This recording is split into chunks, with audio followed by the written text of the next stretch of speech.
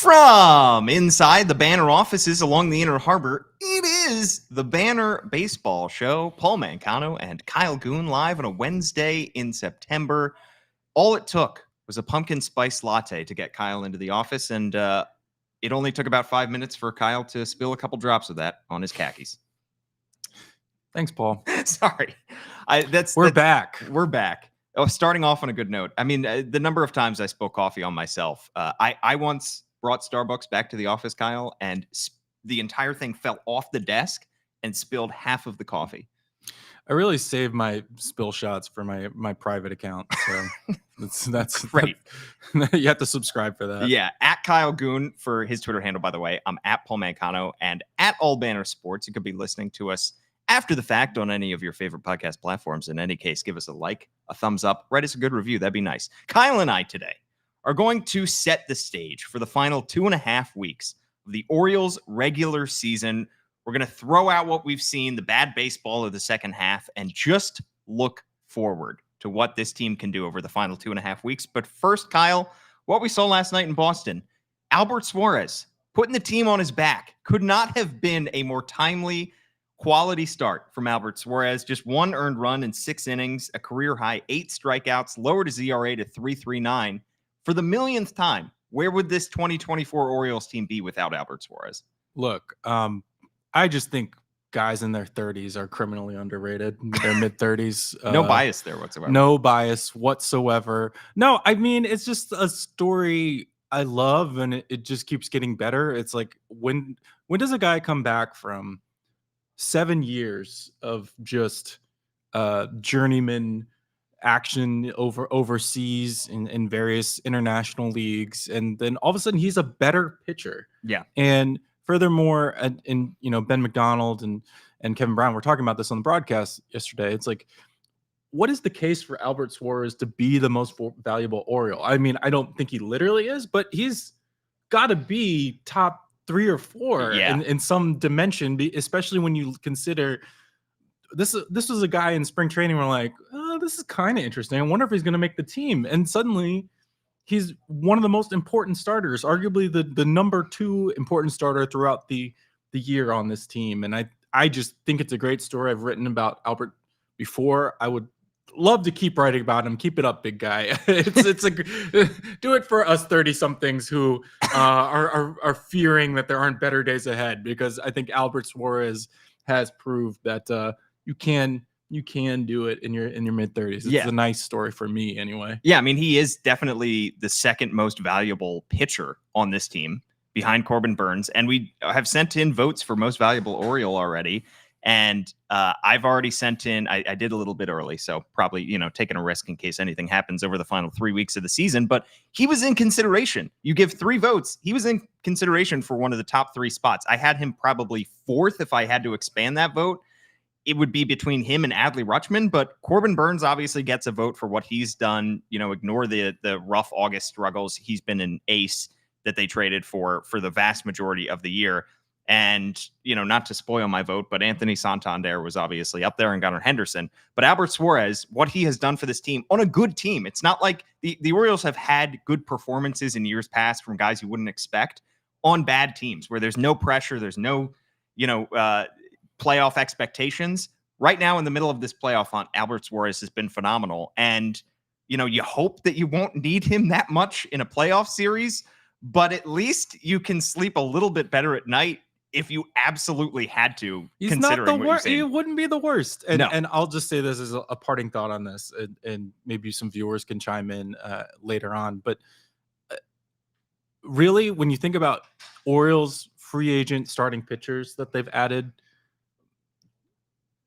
where does Albert Suarez rank in that? In the Mike Elias era? Yeah. Certainly in the Mike Elias era, but even, my lifetime, which is however many years I've been alive. Better than Andrew Kashner. It's not an insignificant ranking for him. Yeah, anyway. Absolutely. So he was phenomenal. We also saw 2 home runs from Cedric Mullins, who has willed himself out of his first half slump. You go back to July 13th, and he had a 620 OPS. That was 2.5 weeks before the trade deadline. not counting his 2 home runs last night, in the game since, he has an 899 OPS. He has been legitimately good since the middle of July. He had those 2 homers last night. I don't care how cheap the first one was. Counts all the same in Boston. And against righties this year, he has a 767 OPS. So you're talking about a guy who has been moved up in the order because of Adley Rutschman's struggles and is going to find his way into a playoff lineup. You need this version of Cedric Mullins in the playoffs. Remember last year he went 0 for 12 in the ALDS. So if you're getting at least a little bit from Cedric Mullins in the playoffs, he's going to be starting a lot of games if they are facing righties.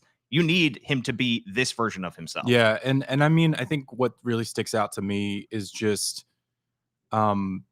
making stuff happen. I mean, the last, really few weeks with the offense hung up the way it's been, a couple games ago, he really scoops for a couple hits, which I know is not how the Orioles are supposed to hit, but he's making stuff happen. He made the first home run happen with the 44-degree launch angle. Yeah. The weirdo bloop, the shortest home run of his career, I believe.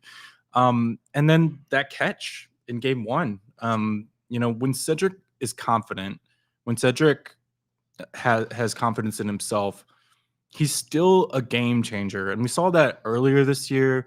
And then there was just a long fallow stretch, and people are talking about his future. And it just feels like, with so many young outfielders, the Orioles are poised to move away from him.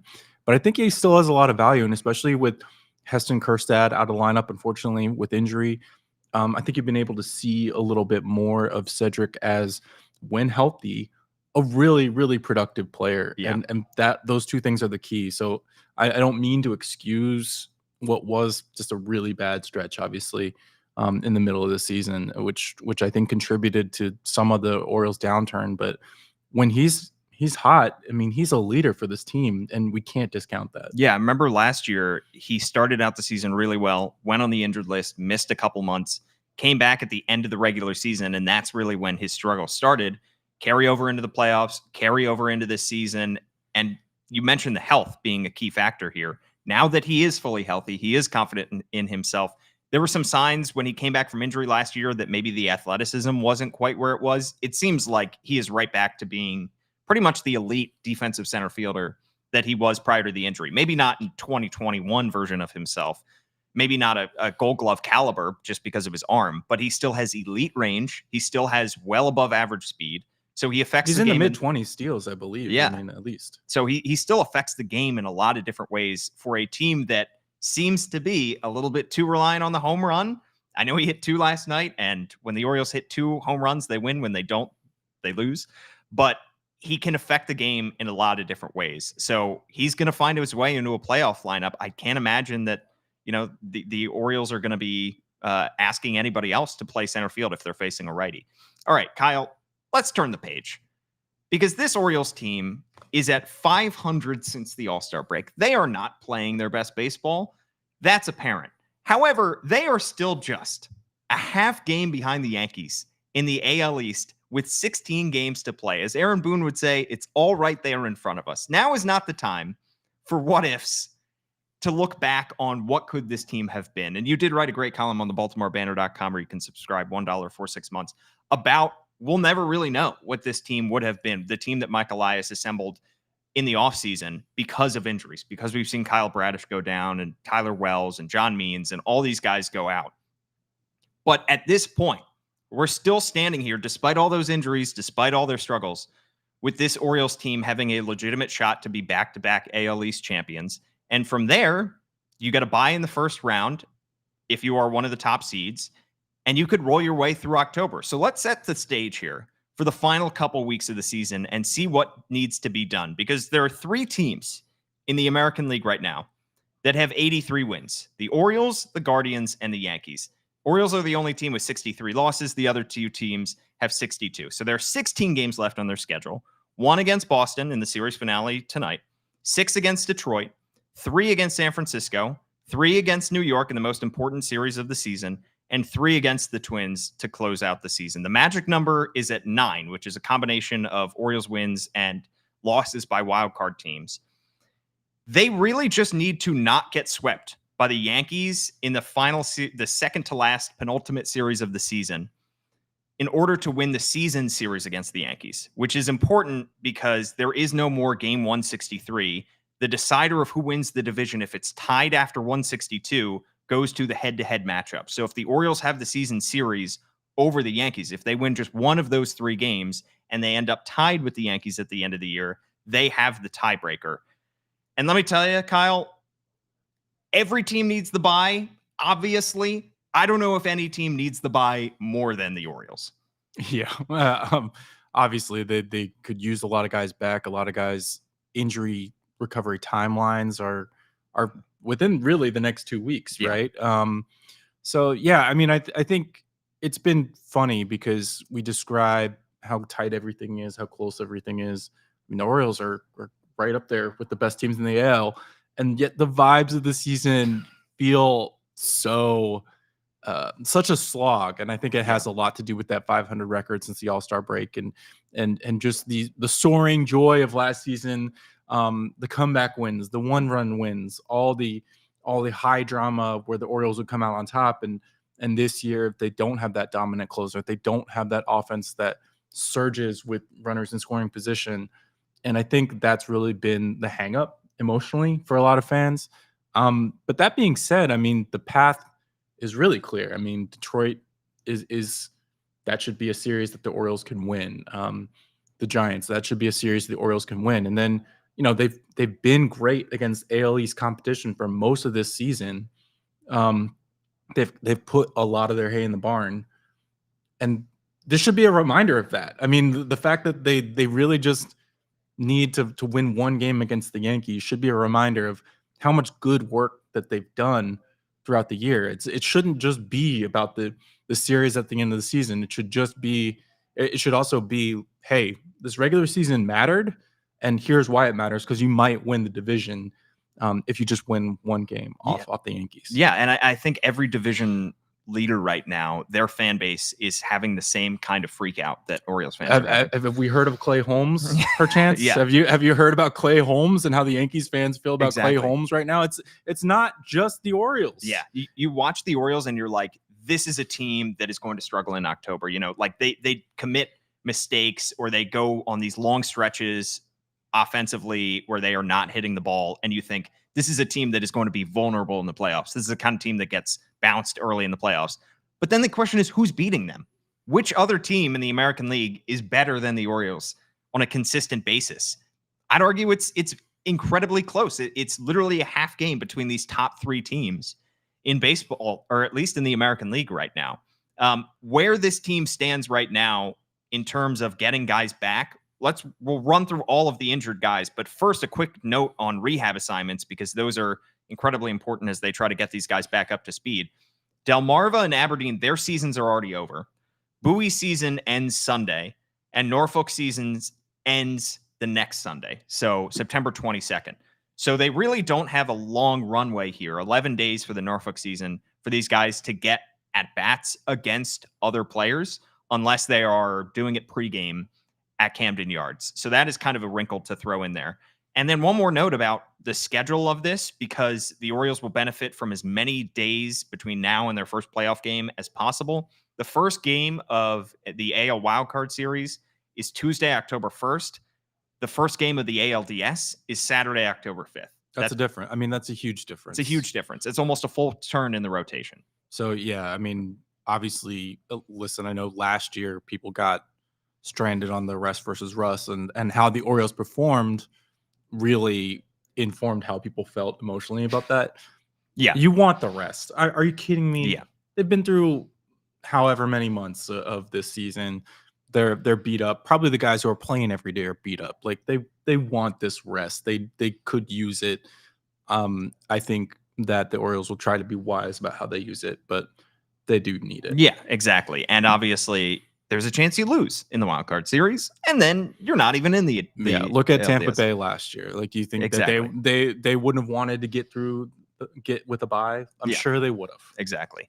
All right, so here's all the guys who are out for the year who are on the Orioles injured list. So there's no chance the Orioles are getting these guys back. Felix Bautista, I know he's been throwing bullpens at Camden Yards. do not get your hopes up, Orioles fans. Mike Elias continually says he is not coming back this season, but it is good that he is at least back on the mound and hopefully getting ready for spring training 2025. Kyle Bradish, obviously, John Means, Tyler Wells, all those guys had Tommy John, and so did Jorge Mateo on his non-throwing arm. That is a very small injury when it happens when it does, but now you look back and you say, boy, it would be nice to have a right-handed hitting second baseman to complement Jackson Holliday, because Holliday has still not been great against lefties. He's gotten a lot better since his 2 for 34 start, but you would like to have somebody that you could throw out there. And obviously, Jorge Mateo is fast. He could be used as a pinch runner, defensive replacement at any spot in the infield, pretty much, maybe except for third base in the playoffs. That is a valuable guy for the playoffs. And we saw he had a good ALDS last year. Yeah, we put, listen, the banner puts plenty of slander on Jorge Mateo, but when he was injured, he was a useful player. And I think he proved himself a lot this year. Exactly. So now there are 7 guys on the injured list who could still come back over these final 2.5 weeks of the regular season. You got Danny Coulombe, Heston Kjerstad, Ryan Mountcastle, Grayson Rodriguez, Ramon Arias, Jacob Webb, and Jordan Westberg. Let's start with the 2 relievers here. Start with Jacob Webb, who's got elbow inflammation. He pitched 1 inning for AAA Norfolk last night. And then you've got Danny Coulombe, who had bone chips removed from his left elbow. He's beginning a AAA Norfolk rehab assignment tonight. This bullpen right now, they got the win last night. You saw Sir Anthony Dominguez shut the door, but it was a little bit of a rocky stretch to get there. Yeah, Yennier Cano just hasn't been himself from last year. And, there's year-to-year variance, and he's had overall a decent year, but he's just not the lockdown guy that he was. And then, of course, we all know Sir Anthony has looked good at times and then has given up huge home runs at times. And so I think anything you can get would be great. I mean, Jacob Webb, when he was healthy, was a workhorse. And Danny Coulombe, I mean, you see the way that Brandon Hyde's using Keegan Aiken and CNL Perez, and those guys are kind of workhorses right now. So another left-handed arm to get in there would, I think, be really welcome. And obviously Danny, when Danny could be a setup man in and of himself, and has been that for this bullpen this year. So I think, you never know what that guy will look like coming back from that long a layoff. But I mean, any arms you can get going in the postseason, especially reliable arms that Webb and Coulombe have been this year, are going to be great. Yeah, and Jacob Webb is not the same pitcher that he was in the playoffs last year. Even last year he kind of got a raw deal. He had to go in for Grayson when Grayson imploded, and I mean, I know everyone's going to remember that in a certain way, and even I remember that in a certain way. But I also think, I think this year has been extremely redemptive for Jacob, and hopefully he's healthy enough to show what he can do in the playoffs, given a fair shake. Because I think he just had to go in some really unfortunate situations last year. Also went in for Dean Kramer, I believe, last year, and it just kind of blew up in his face, and it's just unfortunate. Yeah, and he's got a ERA just over 3 this year. He has been a lot better, and part of it is the Orioles acquired him midway through last season from the Angels. He had a full offseason with the Orioles. He's had a lot of time to work with this pitching staff, and he has improved himself. So I think he will be a better pitcher in the playoffs if he is used, and hopefully he will come back at some point soon. This team has gotten 34 1/3 innings combined from Matt Bowman and Birch Smith. That was never the plan. These guys were not on the team to start the year. So anybody who can clean up those innings, and obviously you can move guys to the bullpen once you shorten your rotation for a playoff series. So maybe Albert Suarez is coming out of the bullpen if he's not starting a game, but any kind of depth you can get in that bullpen will help. Although with Matt Bowman, you can't replace the Matt Holliday experience, Yeah. The Matt Holliday teammate experience, a real important metric. Exactly. And that's so important for Jackson Holliday to feel welcome in the clubhouse. All right. Another big arm that the Orioles are hoping to get back is Grayson Rodriguez. He's got that lat teres discomfort, which he suffered a couple months ago. He's been throwing bullpens at Camden Yards, and he's gotten up to close to the 90s from what I've heard. And I think he'd probably need, given the amount of time that he's had off, maybe one rehab start before he comes back. looking at maybe AAA Norfolk. You probably can't squeeze much more out of that given the amount of time that's left. 2.5 weeks. I mean, you're really cutting it close, but you would need him in the playoff series because you're looking at Corbin Burns, Zach Eflin, and then Albert Suarez would be your third starter. You'd like to have Grayson Rodriguez in that spot. Yeah, I mean, realistically, you'd probably want him to do a rehab start, and then you'd probably also want him to start a Minnesota game. Right. I mean, do you want to throw him in the Yankees for first start? Probably not. Yep. You'd think Juan Soto and Aaron Judge would be able to pounce on them, but yeah, I agree. I mean, Grayson, we talked about it ad nauseum. Obviously, could be a number 2 starter. I don't know if he's a number 2 starter in the playoffs today. I don't even know if they got to the ALDS, he would be a number 2 starter just based on the time he's missed. I mean, like, obviously his stuff is great when he's healthy, but if he's starting to touch 90, I'm not sure that the Orioles can risk it. I'm not sure that the Orioles, knowing Brandon Hyde, I mean, it's hard to imagine he would risk that, being like, hey, Grayson, here's the ball, welcome back, go pitch game 2 of an ALDS. So I think he would need one major league start, and the candidate would seem to be the Twins if he can get healthy in time. Yeah, and the frustrating thing is, talk about another guy who I think is a much better pitcher now than he was a year ago when he got blown up in the second game of the ALDS last year against the Rangers. I think he was going to be going into that series, going into a potential playoff series in a much better spot mentally, much better spot physically, what he can do, his control. It's just frustrating that the injury occurred when it did. But at the same time, door is still open for him to come back at some point. All right, Jordan Westburg. We've seen him doing drills on the field. He's taken off his cast on his fractured hand at times to throw the ball across the diamond from third base. We've seen some infielders, some big league hitters do the skip the rehab assignment recently. We've seen guys like Trey Turner do it as another infielder. I don't know if the Orioles will take that risk with Jordan Westbrook and throw him right back in if it's a series against, like you said, the Yankees or the Twins at the end of the season. But they could absolutely use him. And there aren't a whole lot of minor league games left up until the 22nd. Yeah. Andy Koska the other day posted a story about, the Orioles offense and with runners in scoring position, and pointed out, hey, Jordan was one of the best guys on this team. Huge and clutch hitter. I think when you look at the last, especially month and a half of how this offense has been, the Orioles are obviously missing a little hum in their engine. And I honestly think Jordan Westburg is a huge part of that. Just he almost blends in with the background because he's just not a real vocal player. He's just a head down, do my work. You get the sense that if he could, never talk to anyone, he would in one way. But except maybe Colton Cowser. I mean, he's kind of a fighter. I mean, he's feisty. I think, this rehab is proof of that. I've watched him on the mound. I actually watched him a little bit before he was able to get his hand out of the cast, and he was just fielding rounders and then turning his body as if he were going to throw. Yeah. And then he wasn't. Like, he was obviously just kind of chilling there with his cast. And it just reminded me of like a dog in a cone of shame. And I feel like that's sort of like Jordan Westburg's mentality, where he's like, when can I get back and play baseball again? When can I do what I want to do all the time again? And, he also talked to Andy Koska and gave a very, sort of defiant answer about, things going wrong on offense, and say, hey, we need to change it. Yeah.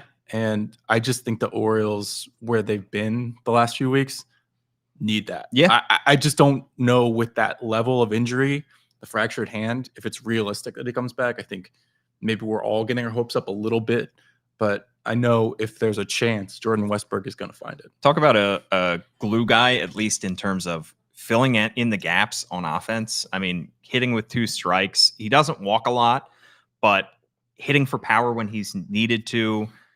A lot of long counts, lot of clutch hits. What doesn't he do well? Yeah. I mean, you basically said it. It doesn't walk a lot. That's it.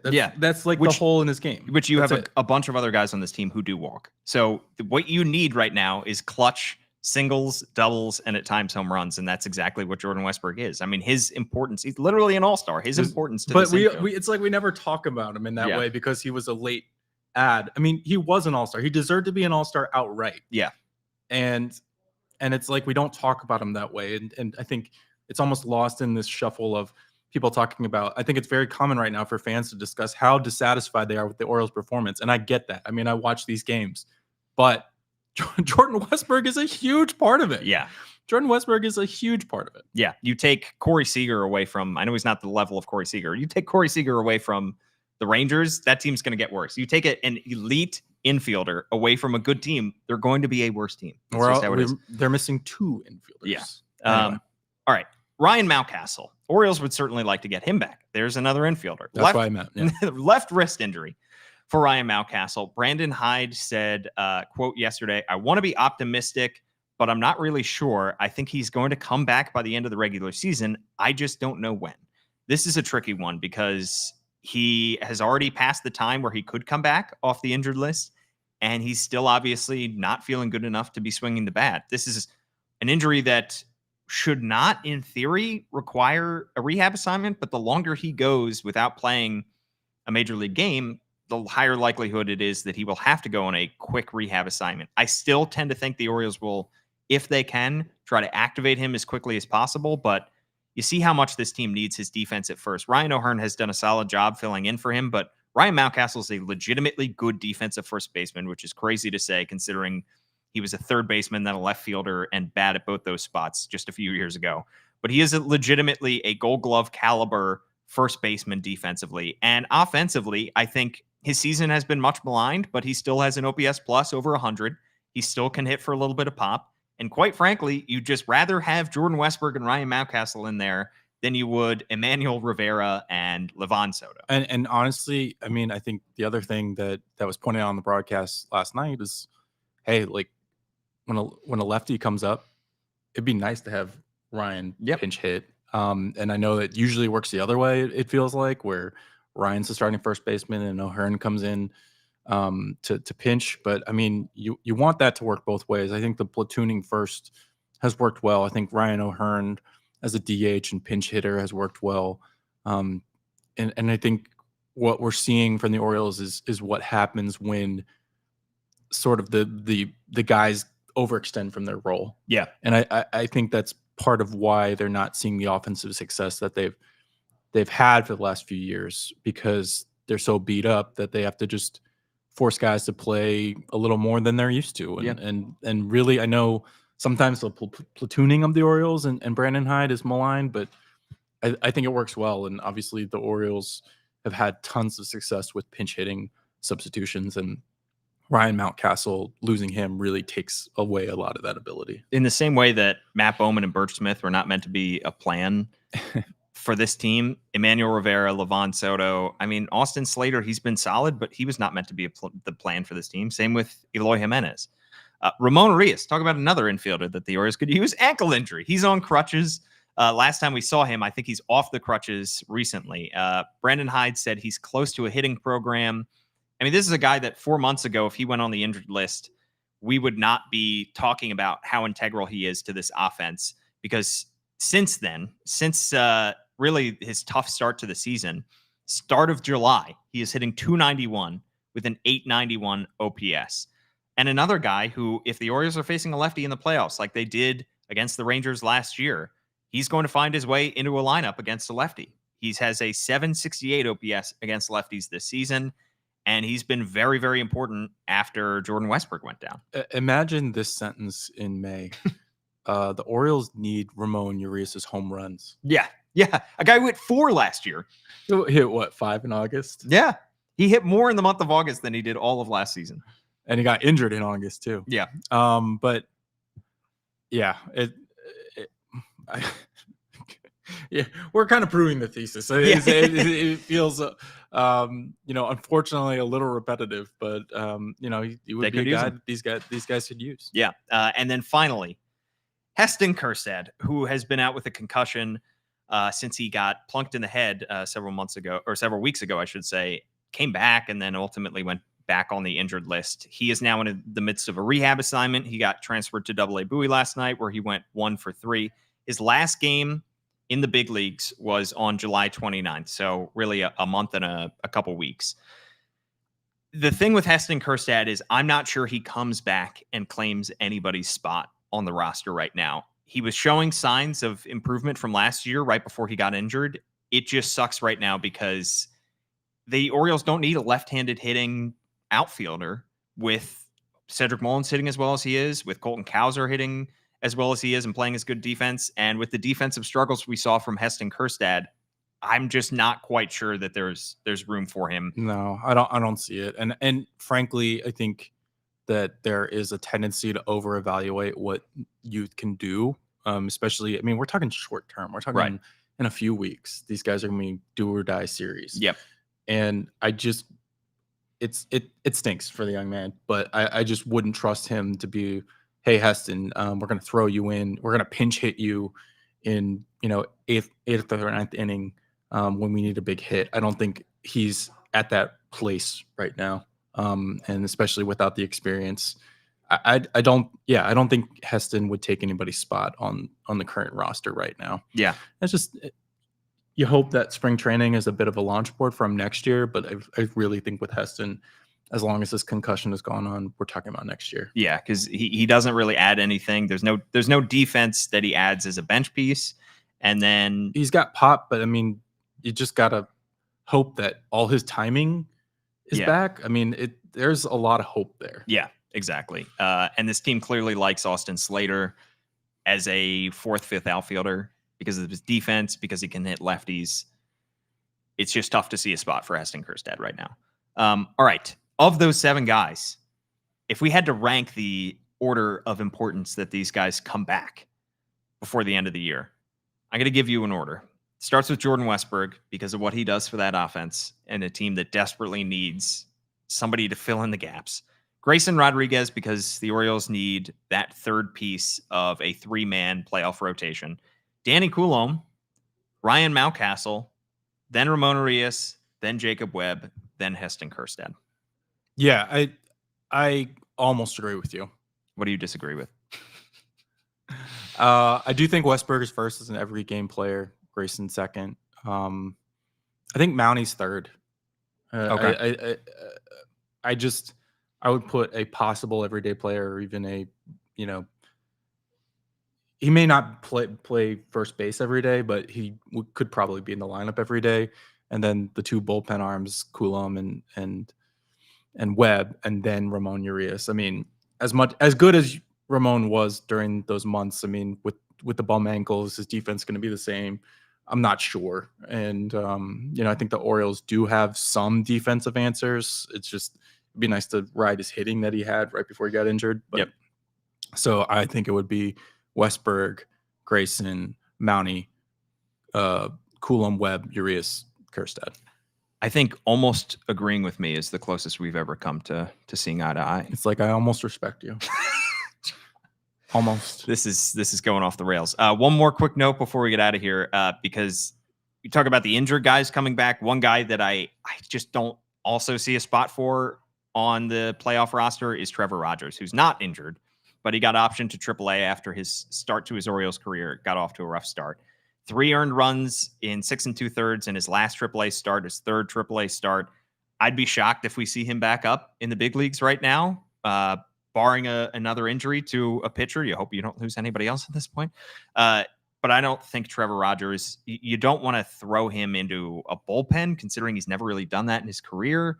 And he doesn't really have the stuff. I know he's a lefty, so that's intriguing, but he doesn't really have the stuff to be a playoff reliever. He doesn't have blistering fastball that's going to blow guys away. And I know it's frustrating when fans look down to Miami and see Connor Norby hitting the cover off the ball, but this is a move that I've said on the show before was not really done with 2024 in mind. I know most deadline deals you think are going to help you for the stretch run. Orioles clearly made that move because they liked the 2 extra years of team control. And I think it's probably closer to, on to 2025 for Trevor Rogers than it is he's going to help this team. And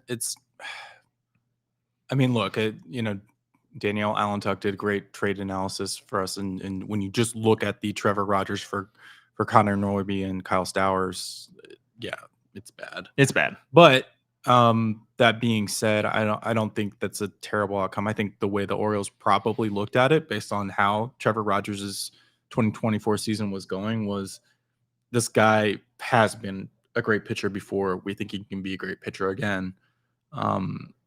We have him under team control. We need arms for next year. I mean, it seems in all likelihood Corbin Burns is gone next year.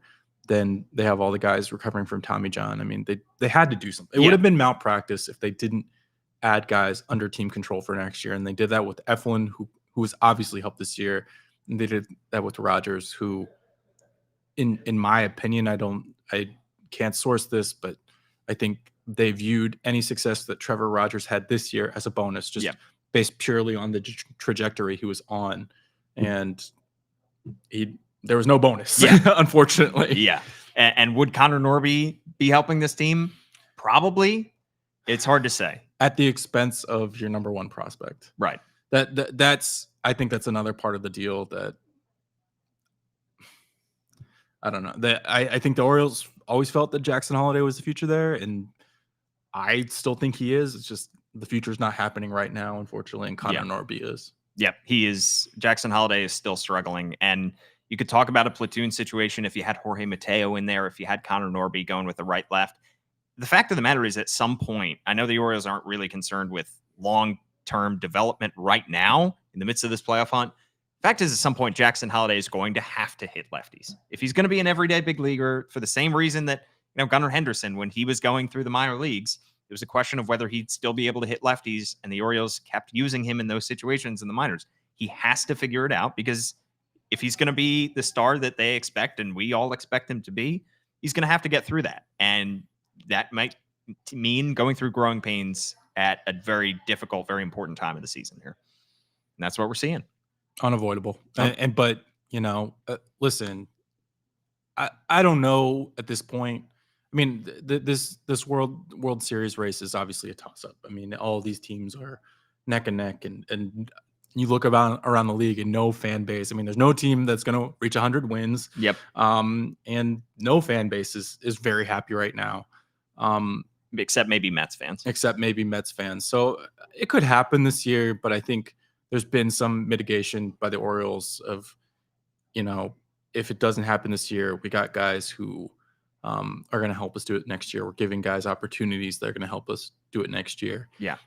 So it's say what you want. Maybe a hedge isn't so great there, but I do believe it's sort of a hedge of giving guys like Jackson an opportunity to go through some lumps, because and you know what? I mean, the young Orioles went through some lumps last year in the playoffs, so it's gonna happen eventually. Exactly.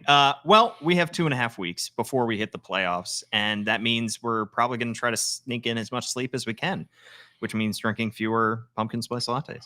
At Kyle, speak for yourself. Yeah. At Kyle Goon is his Twitter handle. I'm at Paul Mancano. Thanks so much for tuning in. And of course, you can read all of Kyle's terrific work on the BaltimoreBanner.com, where you can find Andy Koska's good work and John Mioli and Danielle Allentuck and everything that we have to offer there. Please like, rate, review, subscribe, all that good stuff. Thanks so much for tuning in.